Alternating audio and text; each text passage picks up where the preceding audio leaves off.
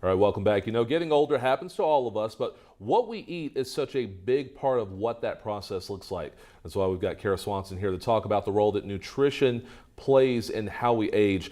Kara, I find this so interesting because there's so much of an impact that food can have on us. So what are some foods, first of all, that age us not so well? Yeah, food is medicine. So literally what we put into our body is how it's going to manifest, you know, whether it's you want glowing skin or you want to feel good or you want to prevent disease. And so it's so important what we eat. One of the things that causes aging is white pasta. And it's high in unrefined carbohydrates, and that accelerates the inflammation that's going on in your body. It spikes your blood sugar. And so instead, I love pasta. So instead of having white pasta, what I do instead is do chickpea pasta or brown rice pasta. So you're still getting that that feel, but it's just going to be healthier because it has a lot more fiber, which is going to cause your blood sugars to stay level, your inflammation to stay down, and keep you fuller longer too. And when you say white pasta, which ones do you mean? Are we talking about like what you would use for like Alfredo or something like that? Yeah, like spaghetti, yep, penne pasta, any of those, yep. But there's the substitutes. So all the chickpea pasta, brown rice pasta also have all of that too. Okay, so you could still get that feel, still enjoy the pasta, yes. Just a healthier alternative. Yeah, healthier alternative. Love that. Processed foods, that's one a lot of us are guilty of as well, right? Yeah, processed foods definitely causes your body to age. You know, it's higher in fat, higher in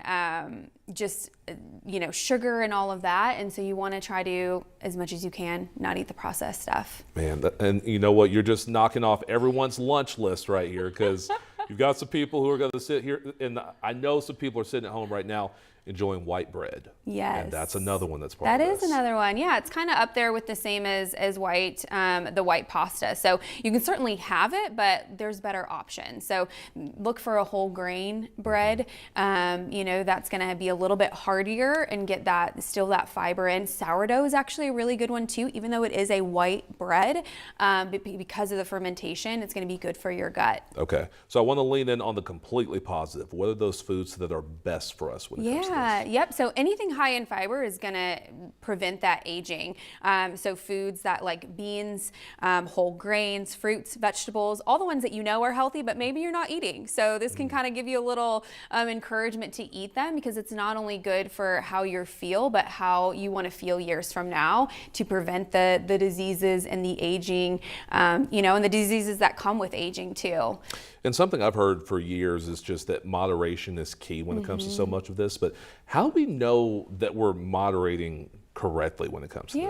Yeah, I'm all about balance. It's okay to have a cookie or to have some white pasta, maybe if you're out at a restaurant.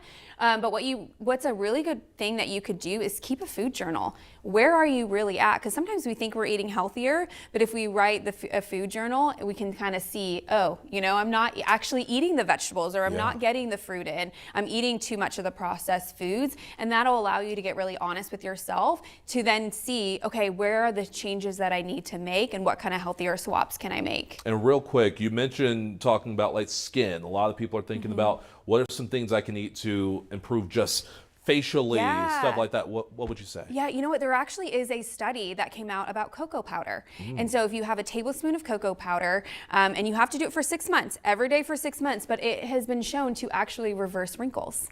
Really? So you better believe I'm adding cocoa powder to my smoothie every morning. Cocoa powder. Okay. I think a lot of people are about to go get some cocoa powder. That's right. All right. Thank you so much. Yeah, thanks for having me. You bet.